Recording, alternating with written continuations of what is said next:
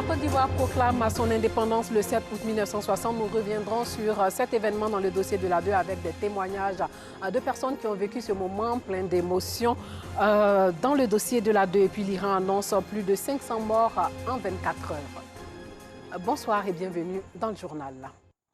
Dans la ville d'Adiaké, dans le sud du pays, population et autorités ont célébré l'an 61 de l'indépendance de la Côte d'Ivoire. Un moment de joie et de partage, de souvenirs aussi, relaté ici par Joël Gossé et par Agassoro Kone de Madongui. Sous-préfecture d'Adiaké, dans la région du Sud-Komoui, lieu choisi par les autorités du département pour la commémoration des 61 ans de l'indépendance de la Côte d'Ivoire. Revue des troupes par le préfet d'Adiaké.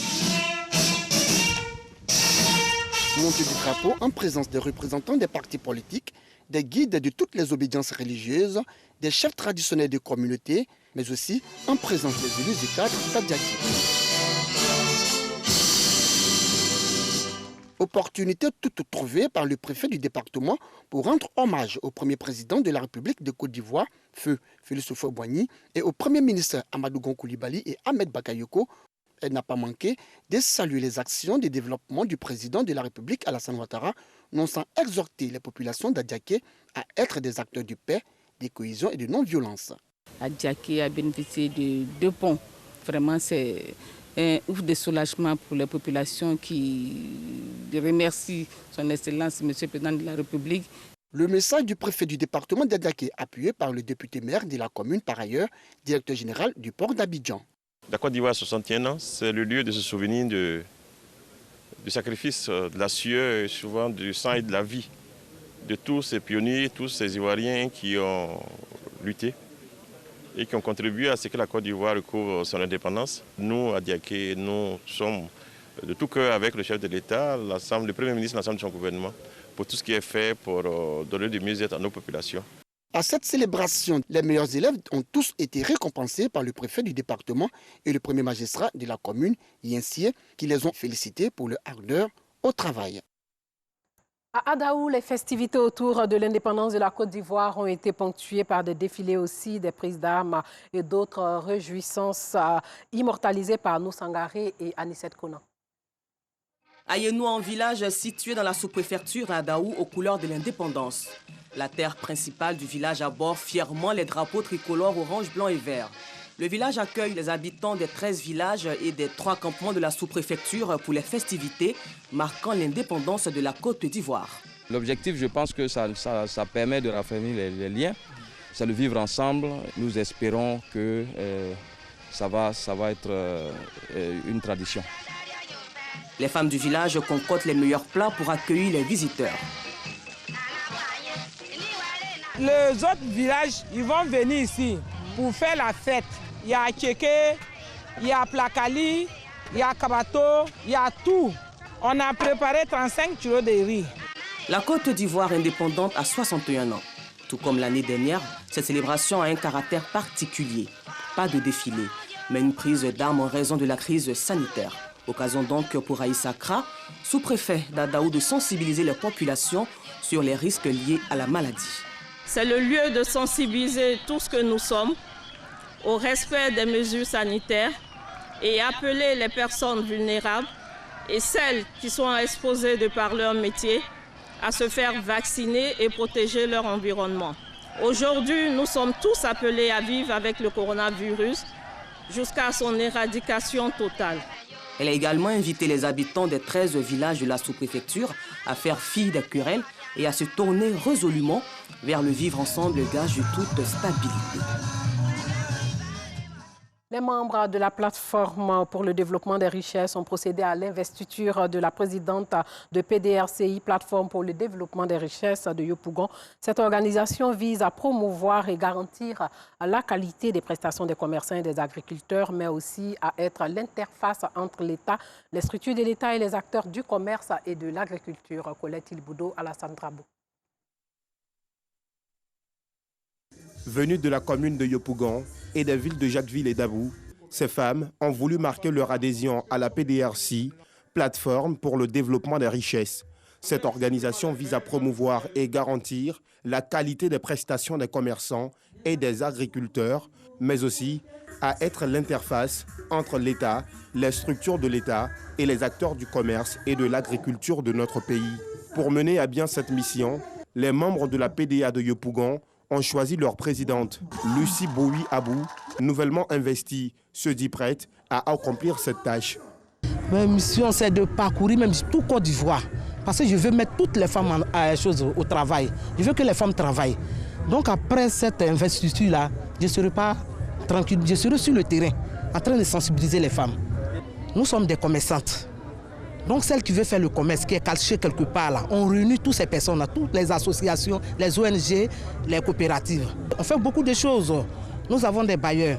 Donc on fait beaucoup de... On donne même, on fait les prêts aux femmes. On permet aux femmes d'être autonomes.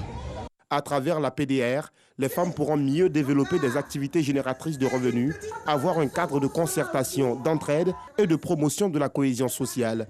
Le député Touré Alpha Yaya, parrain de la cérémonie, a félicité l'ensemble des femmes de la PDR pour cette initiative. Il a également invité les femmes à s'organiser pour souscrire aux différents financements existants afin d'améliorer leurs activités. Nous n'avons qu'un seul ennemi commun. L'ennemi commun que nous avons, c'est la pauvreté. Et déjà, vous avez vu la présence des partenaires internationaux qui sont prêts à soutenir ces femmes, qui sont prêts à accompagner ces femmes pour le financement des activités. Donc je lance un appel en tout cas à toutes les femmes de nous rejoindre pour l'atteinte de l'objectif commun.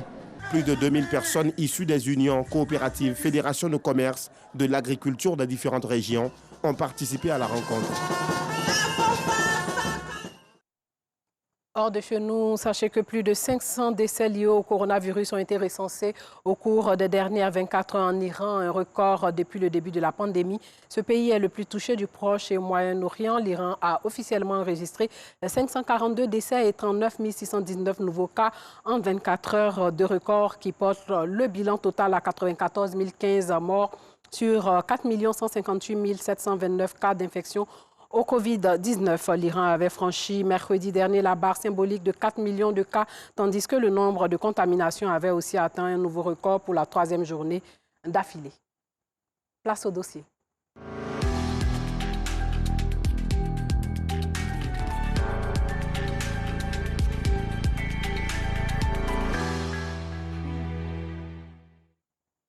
Voici arrivé pour toi, ô mon pays, l'heure tant attendue où ton destin t'appartient entièrement. Un peuple de mon pays, laisse éclater ta joie, tu mérites cette joie. Ces mots du président Félix Houphouët-Boigny ont été prononcés juste avant la proclamation de l'indépendance de la Côte d'Ivoire en 1960, le 7 août. Plus précisément, la célébration a été marquée par le discours du père de la nation ivoirienne, l'exécution de l'Abidjanaise, le retentissement des 101 coups de fusil, le défilé de l'indépendance. La garde républicaine et près de 2500 anciens combattants en uniforme kaki, des élèves, les délégations du PDCI, RDA venus de toutes les contrées du pays, des jeunes, des chefs coutumiers, des travailleurs ont tous défilé. Ido Georgette revient sur ces moments et les témoignages de personnes qui ont assisté à cet événement historique dans le dossier de la 2. À Bobo derrière Aïe, c'est dans cette cour que vit Gladys, âgée de 86 ans. Ce matin du jeudi 5 août, à quelques jours de la commémoration de la fête nationale, elle se remémore la belle époque des indépendances. À ses côtés, ses enfants et petits-enfants.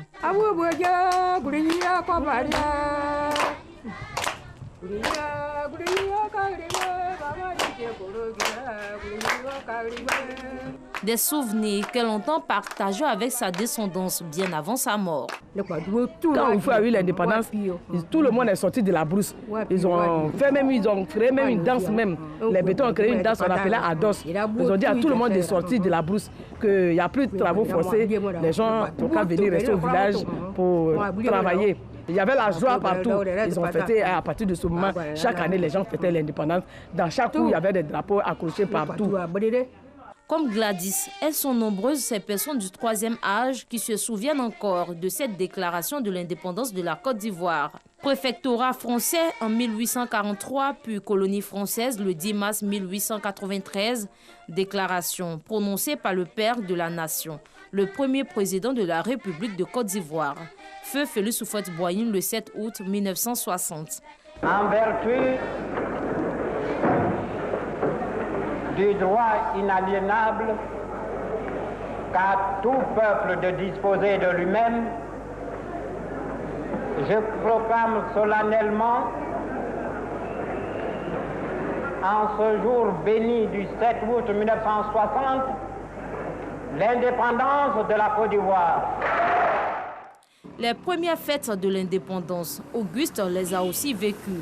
Des moments de convivialité et de réjouissance. C'est pourquoi, en prélude au 61e anniversaire de la Côte d'Ivoire indépendante, il prévoit organiser avec ses amis une cérémonie sous cette bâche, le lieu de rencontre habituel. C'est la vieille époque, ça nous rappelle beaucoup de choses. Ça nous rappelle beaucoup de choses au moment de la vaste grâce de la Côte d'Ivoire. C'est passé bien. Nous sommes dans les préparatifs de l'indépendance parce que c'est un jour, en tant qu'Ivoirien, qu'on ne peut jamais oublier ce jour. Parce que c'est le jour qu'on a proclamé l'arrêt des souffrances de nos aïeuls. Donc, ce jour-là, à chaque année, on doit le commémorer. Depuis lors, cette date du 7 août est commémorée et donne lieu à un défilé militaire. Défilé qui était organisé de façon tournante dans les villes de Côte d'Ivoire de 1960 à 1981. Puis, plus sobrement sur l'esplanade du palais présidentiel.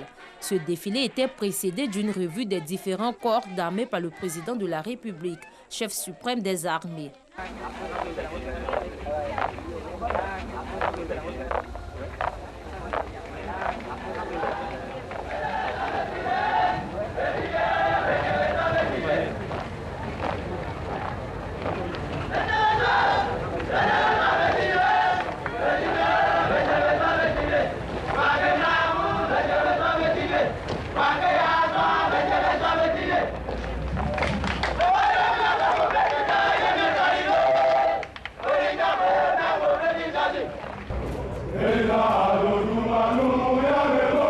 La garde républicaine est une unité des FACI, Forces armées de Côte d'Ivoire, défile pendant la fête nationale en 2 blocs, symbolisant respectivement ses missions d'honneur aux autorités nationales et étrangères et ses missions de protection et de sécurité au profit du chef de l'État et de hautes personnalités.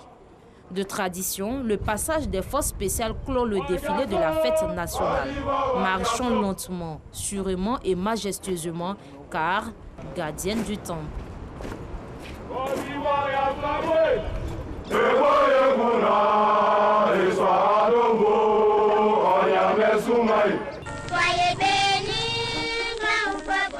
Classé aujourd'hui patrimoine mondial de l'UNESCO, Grand Bassam, première capitale de la Côte d'Ivoire depuis 1893, a également vécu la fête de l'indépendance. Ce jeudi 5 août, nous retrouvons Téné Koné, âgée de 87 ans.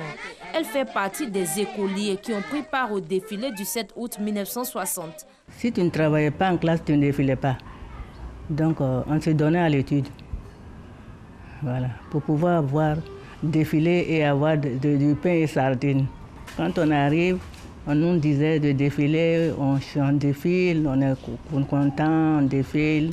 La musique, les militaires, on défilait devant les hauts cadres, les Houphouët-Boigny. C'était la très bonne ambiance en tout cas. Au quartier Africa, toujours à Grand Bassam, nous sommes reçus par Augustin Kouba, plus connu sous le pseudonyme du Vieux Africa. Lui se souvient, comme si c'était hier, des moments forts de la fête nationale. On était content de regarder. Sur le pont Houphouët-Boigny, avec les motards pour le défilé, on était très content de regarder. Et puis après le défilé, chacun vient à la maison. Donc sa femme pour aller manger, vous mangez, vous fêtez, vous faites la joie à la maison. Voilà comment nous avons vécu un peu à ce temps-là. Cité balnéaire, ville coloniale et historique, Grand Bassam garde beaucoup de souvenirs du 7 août. C'est avec vraiment beaucoup de joie qu'on fêtait l'indépendance à Grand Bassam, parce que devant juste derrière l'hôpital général. C'est là que les défilés se passaient dans le temps. Et vraiment, c'était beau à voir. Et après ça, on a commencé à faire les défilés au stade municipal de Grand Bassam. Et après, jusqu'à la situation de Corona, nous sommes en pause.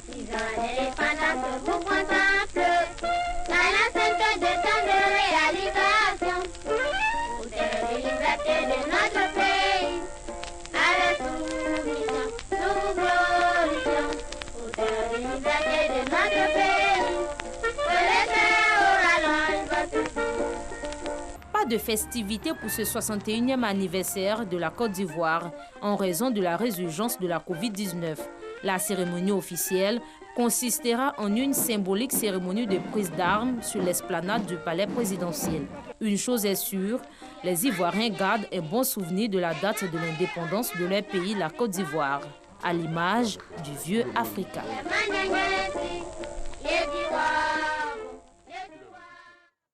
Voilà, c'est tout pour ce soir. Portez-vous bien.